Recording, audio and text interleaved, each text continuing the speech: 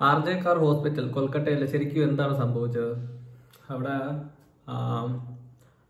ഇപ്പം നമുക്കിപ്പോൾ ട്രൂത്ത് ഒന്നും പറയാനുള്ള കെൽപ്പില്ല ഇൻ ടേംസ് നമ്മളിപ്പോൾ ഒരു ഓൺ ഗോയിങ് ഇൻവെസ്റ്റിഗേഷൻ ആണ്. അപ്പോൾ നമുക്ക് അതിനെക്കുറിച്ച് ഒരുപാട് കാര്യങ്ങൾ പറയാൻ പറ്റത്തില്ല. ഓരോ പക്ഷേ നമുക്ക് പറയാൻ പറ്റുന്ന ചില കാര്യങ്ങളുണ്ട്. അതിപ്പോൾ ന്യൂസിൽ ഇപ്പോൾ നമുക്ക് നാഷണൽ മീഡിയസിൽ വരുന്ന ചെറിയ ന്യൂസ് വെച്ചിട്ടാണ്, അല്ലെങ്കിൽ ഇൻസൈഡ് അകത്തുനിന്നുള്ള ആൾക്കാർ തരുന്ന എന്തെങ്കിലുമൊക്കെ ഇൻഫർമേഷൻ വെച്ച് നമുക്ക് പറയാം. ഇപ്പം ആ RJ Kar മെഡിക്കൽ കോളേജിൽ ഒരുപാട് ഫേക്ക് ന്യൂസും ഉണ്ട്, നല്ല ട്രൂത്തും ഉണ്ട്. ഒരു കാര്യം ഞാൻ ആദ്യം പറയാം. ഈ RJ Kar നമ്മൾ ഇന്ന് നടന്ന സംഭവം എന്ന് വെച്ചാൽ ഓഗസ്റ്റ് 8 രാത്രി നടന്ന സംഭവം എന്ന് പറയുന്നത് അത് ഒരിക്കലും തെളിയാൻ പോണില്ല. ഇതൊരു അൺസോൾവ്ഡ് കേസായിട്ടിരിക്കും. കാരണം 2001 ഇതേ കണക്കൊരു കേസ് ഉണ്ടായിട്ടുണ്ട്. സൗമിത ദാസ് എന്ന് പറഞ്ഞുകൊണ്ട് ഒരു MBBS സ്റ്റുഡൻറ്റ് ഇത്തരത്തിൽ നോയിങ് ടു മച്ച്, അതാണ് അതിൻ്റെ വേർഡ് എന്ന് പറയുന്നത്. നമ്മളൊരു കാര്യം കൂടുതലായിട്ട് അറിഞ്ഞു കഴിഞ്ഞാൽ അത് പലർക്കും പ്രശ്നമാണ്. അപ്പോൾ ആ ഒരു പ്രശ്നം കാരണം അന്ന് അദ്ദേഹം മരണപ്പെട്ടു. ഒരു കുട്ടിയാണ്, ഒരു സെക്കൻഡ് ഇയർ പഠിക്കുന്ന ഒരു MBBS പഠിക്കുന്ന ഒരു സ്റ്റുഡൻ്റാണ് അന്ന് മരണപ്പെട്ടത്. അതിൻ്റെ പുറകിൽ ഇത് കണക്ക് ഇങ്ങനെ ഇൻവെസ്റ്റിഗേഷനും കാര്യങ്ങളൊക്കെ പോയായിരുന്നു. പക്ഷേ അന്ന് ഇതൊക്കെ ഈ പറയുന്ന ഇത്രയും കണക്കുള്ള പ്രൊട്ടസ്റ്റും കാര്യങ്ങളൊന്നും ഇല്ലായിരുന്നു. പക്ഷേ ഈ പറയുന്ന വ്യക്തിയുടെ ഫാദറും മദറൊക്കെ നല്ല രീതിയിൽ സ്ട്രൈക്ക് ചെയ്തിട്ട് അന്ന് CBI വരെ കൊണ്ടുവന്നു. CBI കൊണ്ടുവന്നിട്ട് എന്ത് സംഭവിച്ചെന്ന് വെച്ച് കഴിഞ്ഞാൽ ഓട്ടോപ്സിയിൽ ഒരു ഹാൻഡ് കർച്ചീഫ് അവരുടെ ത്രോട്ടിൽ നിന്ന് കിട്ടിയായിരുന്നു. അങ്ങനെയാണ് മരിച്ചു എന്നൊക്കെയാണ് പറയുന്നത്. പക്ഷേ ഓൺ ദ എൻഡ് ഇന്നും അതൊരു അൺസോൾവ്ഡ് കേസാണ്. അവസാനം അവരെ നൈസായിട്ട് ഒരു ഫാനിൽ കെട്ടിത്തൂക്കിയായിരുന്നു ചെയ്തത്. അത് ആർക്ക് വേണമെങ്കിലും ജസ്റ്റ് ആ ന്യൂസ് ഇട്ട് നോക്കിയാൽ മതി, കാണാൻ പറ്റും. സോ അതാണ് RJ Karന്റെ ചരിത്രം. അത് മാത്രമല്ല, ചരിത്രം കുറച്ചുകൂടെ ബാക്കോട്ട് മുന്നോട്ടൊക്കെ വന്നു കഴിഞ്ഞാൽ ഇതിനൊക്കെ 1000 കേസുകൾ നമുക്ക് അവിടെ നിന്ന് കിട്ടും. ഇത് അവിടെ ഉള്ള ആൾക്കാർ പുറത്ത് പറയത്തില്ല. കാരണം അത് പറഞ്ഞു കഴിഞ്ഞാൽ നമ്മൾ പറയത്തില്ലേ, ബാംഗ്ലൂർ പഠിക്കുന്ന ആൾക്കാരെ പറ്റി ഒരുപാട് മോശം രീതിയിൽ പറയുന്നുണ്ട്. നല്ല ആൾക്കുട്ടികളുണ്ട്, മോശം കുട്ടികളുണ്ട്. അതേണക്ക് ഈ RJ Karന്റെ ശരിക്കും സത്യാവസ്ഥ വന്നു കഴിഞ്ഞാൽ ഒരുപാട് പേര് പെടും. അവിടെ മുൻ പഠിച്ച വിദ്യാർത്ഥികൾ ഉൾപ്പെടെ. ഞാൻ ഈ പറഞ്ഞ 2001 കേസിൽ അവിടുത്തെ ഒരു ഫീമെയിൽ സ്റ്റുഡൻറ്റിനെ അക്യൂസ്ഡ് ആയിട്ട് അന്ന് ചോദ്യം ചെയ്യുകയും പിന്നെ അവസാനം ഒരുപാട് സമ്മർദ്ദം കാരണം വിട്ടുകളയുകയും ചെയ്തിരുന്നു. സോ അങ്ങനെ ഒരു ഹിസ്റ്ററിയും കൂടെ ശരിക്കും ഈ RJ Karനുണ്ട്. പിന്നെ ഇപ്പോഴത്തെ ഇഷ്യൂ എന്ന് പറയുന്നത് നോയിങ് ടു മച്ച് എന്ന് പറയുന്ന ഒരു സംഭവത്തിൻ്റെ ആഫ്റ്റർ എഫക്റ്റ് ആണ്. അവിടെ നടക്കുന്ന ഒരുപാട് കാര്യങ്ങൾ, ഡിപ്പാർട്ട്മെന്റിന്റെ ഉള്ളിൽ നടക്കുന്ന, ഹോസ്പിറ്റലിനുള്ളിൽ നടക്കുന്ന ഒരുപാട് കാര്യങ്ങളെ പറ്റി അറിയാവുന്ന ഒരു കുട്ടീനെ ഇല്ലാതാക്കാൻ ശ്രമിച്ചു. അതിന്റെ പിന്നിൽ ഒരു സ്റ്റോറിയും കൂടെ ഇട്ടു. എന്നിട്ട് ഒരു ഡമ്മി പീസിനെ ഫ്രണ്ടിൽ ഇട്ടു. എന്നിട്ട് ഒരുപാട് ഫേക്ക് സ്റ്റോറികൾ പല രീതിയിൽ അവർ തന്നെ മേക്ക് ചെയ്തിട്ടു. ഒരു ഉദാഹരണം ഞാൻ പറഞ്ഞുതരാം. നിങ്ങളുടെ ഡിപ്പാർട്ട്മെന്റിലെ ഒരു പ്രശ്നം സംഭവിച്ചു. നിങ്ങൾ എല്ലാവരും ഫ്രണ്ടിൽ കാണത്തില്ലേ? RJ Karലെ ചെസ്റ്റ് മെഡിസിനിലെ സെക്കൻഡ് ഇയർ PG ആണ് മരണപ്പെട്ടത്, അല്ലെങ്കിൽ കൊല ചെയ്തപ്പെട്ടത്. ആ കുട്ടിയെ രക്ഷിക്കാൻ അല്ലെങ്കിൽ ആ കുട്ടിക്ക് വേണ്ടി നിങ്ങൾ എവിടെയെങ്കിലും അവിടുത്തെ HOD, ആ ഡിപ്പാർട്ട്മെന്റ് HODയുടെ പേരാണ് ഈ പെണ്ണിന്റെ മരിച്ചുപോയ കുട്ടിയുടെ അച്ഛൻ ആദ്യം പറഞ്ഞത്. അതൊക്കെയാണ് 2-3 കൊളീഗിന്റെ പേര്, പിന്നെ അവിടുത്തെ ഇന്റേൺസിന്റെ പേര്. സോ ഇതാണ് ശരിക്കും സത്യാവസ്ഥ. പക്ഷേ ഒരു കാര്യം ഞാൻ ആദ്യമേ പറഞ്ഞ കണക്ക് തന്നെ ഇതൊരു അൺസോൾവ്ഡ് കേസായിട്ട് പിന്നീട് മാറും. കാരണം ഇതിന് പൊളിറ്റിക്സ് എന്ന് പറയുന്നത് അത്രയ്ക്ക് ഇൻഫ്ലുവൻസ്ഡ് ആണ്. അതിപ്പോൾ BJP ആയാലും CPM ആയാലും അവിടുത്തെ തൃണമൂൽ കോൺഗ്രസ് ആയാലും മമതാ ബാനർജിയുടെ ആയാലും അതെല്ലാവരും ഇൻവോൾവ് ആയ സംഭവമാണ്. ഉദാഹരണം പറഞ്ഞുതരാം. ഞാൻ നിൽക്കുന്ന പഞ്ചായത്തിൽ 3-4 കോറിയുണ്ട്. ആ 3-4 കോറിയിൽ അനധികൃതമായിട്ട് ഏകദേശം ഡെയിലി ഒരു കഴിഞ്ഞ ആഴ്ച ഞാൻ ജസ്റ്റ് ഒന്ന് എണ്ണി നോക്കിയത്, എൻ്റെ വീടിൻ്റെ ഫ്രണ്ടിൽ കൂടെ പോകുന്ന ഈ വലിയ ലോറിയുണ്ട്, ടോറസിൻ്റെ. ആ ലോറി ഏകദേശം ഒരു 30-40 എണ്ണം ഉണ്ട് ഒരു സമയത്ത്. ഒരു മണിക്കൂറിലാണ് ഈ പൊയ്ക്കൊണ്ടിരിക്കുന്നത്. ഞാൻ ഈ കാര്യം പറഞ്ഞു കഴിഞ്ഞാൽ ഇവിടെ ഇഷ്ടപ്പെടാത്ത ഒരുപാട് പേരുണ്ട്.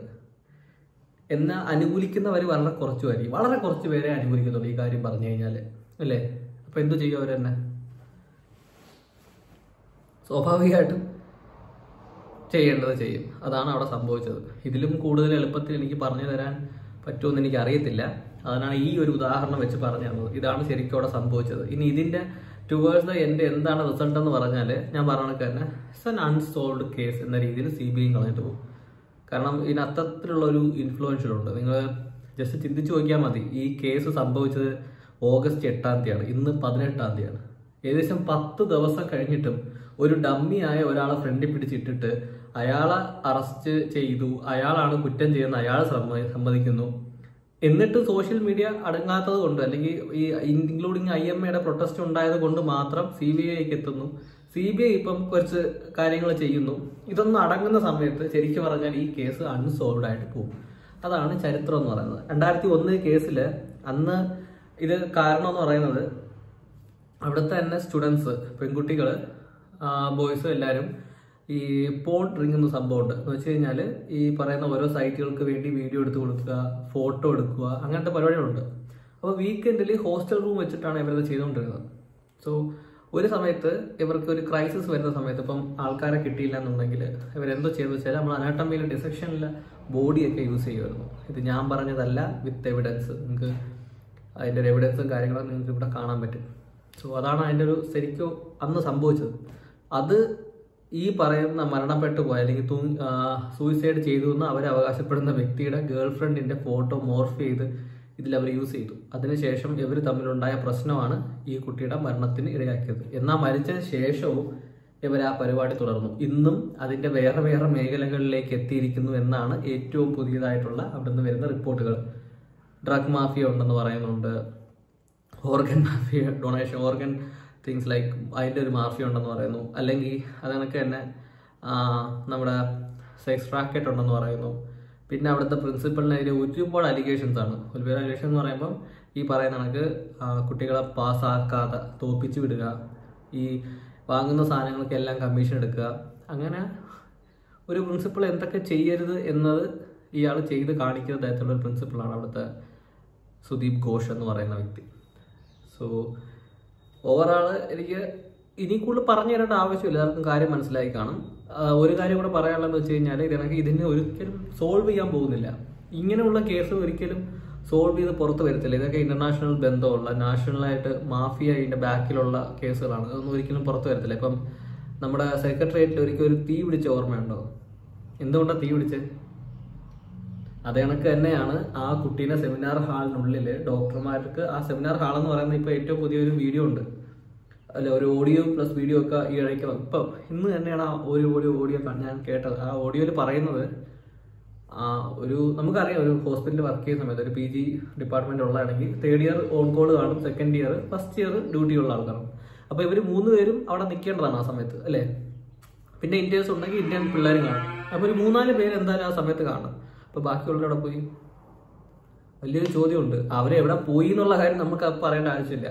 ഈ സ്ട്രൈക്ക് നടക്കുന്ന സമയത്ത് ഇവരുടെ ഡിപ്പാർട്ട്മെന്റിൽ ആരെങ്കിലും ഫ്രണ്ടിൽ വന്നതിനെ പറ്റി എന്തെങ്കിലും സംസാരിക്കാറുണ്ടോ? കൊളീഗുണ്ട്, സ്വന്തം ബാച്ച്മേറ്റ്, അല്ലെങ്കിൽ juniors, seniors, MO, SR, AP, അങ്ങനെ ഒരു വലിയൊരു നിരയുണ്ട്. ഇവൻ അവിടെ നിൽക്കുന്ന ഒരു നഴ്സിംഗ് സ്റ്റാഫ് പോലും ഈ കുട്ടിക്ക് വേണ്ടി സംസാരിച്ചിട്ടില്ല എന്നാണ് ഏറ്റവും പുതിയ റിപ്പോർട്ട് വരുന്നത്.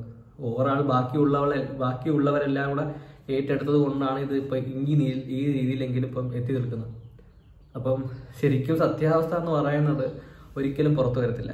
അത് പല രീതിയിൽ നമുക്ക് മാഞ്ഞു പോകത്തേ ഉള്ളൂ. അത് പൊളിറ്റിക്സ് ആയാലും ഇൻഫ്ലുവൻസിലായാലും എന്തായാലും അങ്ങനെയാണ് അതിൻ്റെ ഒരു വിധി എന്ന് മാത്രമേ നമുക്ക് പറയാൻ പറ്റത്തുള്ളൂ ഈ സമയത്ത്. എല്ലാവർക്കും മനസ്സിലായെന്ന് തോന്നുന്നു ഇതിൻ്റെ ശരിക്കും ഒരു സത്യാവസ്ഥ എന്ന് പറയുന്നത്. സോ ഇതിന് മേലെ എന്തോ സംഭവിക്കുമെന്നുള്ളത് എനിക്കറിയത്തില്ല. കാരണം നമുക്കറിയാം സെൻട്രൽ ഭരിക്കുന്നത് BJP ഗവൺമെൻറ് ആണെങ്കിലും ഇതുവരെ BJP ഗവൺമെൻറ് ഇതിനെപ്പറ്റി ഒന്നും പറഞ്ഞിട്ടില്ല. ചിന്തിച്ചു നോക്കിയാൽ ജസ്റ്റ് ഇപ്പം ഉന്നാവോയിലോ ഹത്രാസിലൊക്കെ നടന്ന സംഭവ സമയത്ത് അതിൻ്റെ ഒപ്പോസിഷൻ പാർട്ടിക്കാരെ ചെയ്ത കാര്യങ്ങൾ, എന്ത് വലിയ സമരമാണ് നടത്തിയത്. ഇവിടെ എന്തുകൊണ്ട് TMC, തൃണമൂൽ കോൺഗ്രസ് എന്ന് പറയുന്നത് BJPയുടെ ഒരു ശത്രുവാണ്. എന്നിട്ട് കൂടി അവിടെ BJP എന്തോ ചെയ്യുന്നത്? വലിയ സമരമുണ്ടോ? അപ്പം ഇതാണ് ശരിക്കും അവസ്ഥ എന്ന് പറയുന്നത്. എല്ലാവരും കൂടെ ചേർന്നിട്ടുള്ള ഒരു കളിയായിട്ടാണ് നമുക്ക് തോന്നുന്നത്. അങ്ങനെയാണ് അവിടുത്തെ ഒരു ഗ്രൗണ്ട് റിപ്പോർട്ടൊക്കെ വരുന്നത്. ഓരോ ദിവസം പുതിയതാണ് വരുന്നത്. ഈ ഇന്നലെ തന്നെ ആ കുട്ടിയുടെ അച്ഛൻ 2-3 പേരുടെ പേര് CBIക്ക് കൊടുത്തു എന്നാണ് പറയുന്നത്. അതിൽ 1-2 ഡോക്ടേഴ്സ് ഉണ്ട്, അവിടുത്തെ വേറെ സ്റ്റാഫ് ഉണ്ട്, പിന്നെ വേറെ ഹോസ്പിറ്റലിലെ ഡോക്ടറൊക്കെ ഇതിനകത്ത് ഇൻവോൾവ് ആണെന്നൊക്കെ റൂമേഴ്സ് ആണ്, എന്നാലും ഇൻസൈഡിൽ നിന്ന് വരുന്നുണ്ട്. അപ്പം ഇതാണ് ശരിക്കുള്ള അവസ്ഥ എന്ന് പറയുന്നത്. അപ്പം ഈ പറയാനുള്ള ഇത്രയേ ഉള്ളൂ. ഒരുപാട് ഫേക്ക് ന്യൂസ് അതിനകത്തുണ്ടായിരുന്നു, ഇൻക്ലൂഡിങ് മറ്റേ ഈ ഓട്ടോപ്സി റിപ്പോർട്ടിലൊക്കെ ഒരുപാട് ഫേക്ക് ന്യൂസ് ആണ് നമ്മൾ കേട്ടതൊക്കെ. അതിൻ്റെ ശരിക്കും സത്യാവസ്ഥ പിന്നെ CBI വന്നപ്പോൾ പുറത്ത് വിട്ടായിരുന്നു.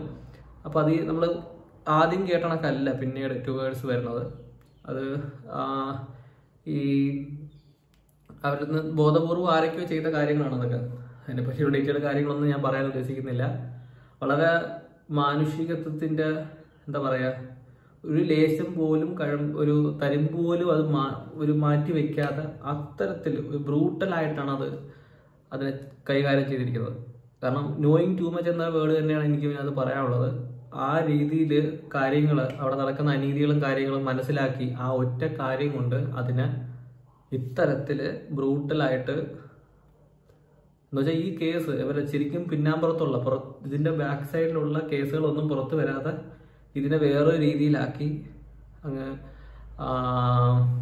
കളയാമെന്ന് വിചാരിച്ചു. പക്ഷേ കാലം എന്ന് പറയുന്നത് അങ്ങനെയാണ്. ഈ കാലചക്രം എന്ന് പറയുന്ന സംഭവം ഉണ്ടല്ലോ, 2001 നടന്ന കേസ് ഇത് കണക്ക് പോയപ്പോൾ ആരും ശ്രദ്ധിച്ചില്ല. പക്ഷേ അതേ ബോർഡിൽ അടുത്ത കേസ് വരുമ്പം ആൾക്കാർ ശ്രദ്ധിക്കും. ആൾക്കാർ അതിന് പഴയ കണക്കുള്ള ഒരു ലാഘവ മോഡ് കൊടുക്കത്തില്ല.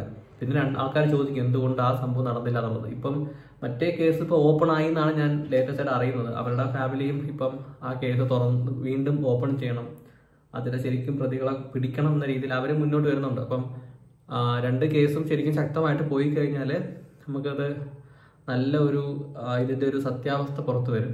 എനിക്കറിയത്തില്ല സത്യാവസ്ഥ പുറത്തു വരുമോ ഇല്ല. ഇതൊക്കെ സത്യം പറഞ്ഞാൽ അൺസോൾവ് ആയിട്ട് പോകാനാണ് ചാൻസ്. കാരണം 10 ദിവസമായി, 8-ാം തീയതി സംഭവം നടന്ന് 10 ദിവസം കഴിഞ്ഞിട്ടും അവർക്ക് അവിടുത്തെ ആൾക്കാരെ പോലീസിന് അറസ്റ്റ് ചെയ്യാൻ പറ്റുന്നില്ല എന്നുണ്ടെങ്കിൽ, ശരിക്കുമുള്ള ആൾക്കാരെ അറസ്റ്റ് ചെയ്യാൻ പറ്റുന്നില്ല എന്നുണ്ടെങ്കിൽ നിങ്ങൾക്ക് മനസ്സിലാക്കാവുന്ന കാര്യമുള്ളൂ. കാരണം എന്താണ് ശരിക്കും സംഭവിച്ചതെന്നുള്ളത്. ഒരു സിവിക് വോളണ്ടിയറിനെ മനഃപൂർവ്വം ഇതിലേക്ക് ഇടുന്നു, ഒരാവശ്യമില്ലാതെ അനാവശ്യമായിട്ട് ഒരുപാട് എവിഡൻസ് അതിനകത്തോട്ട് ഇട്ട് കൊടുത്തിട്ട് ഇതാണെന്ന രീതിയിൽ കാണിച്ചു വെച്ചിട്ട് അവർക്ക് വേണ്ട രീതിയിൽ ഇതിനെ മുന്നോട്ട് കൊണ്ടുപോവുകയാണ്.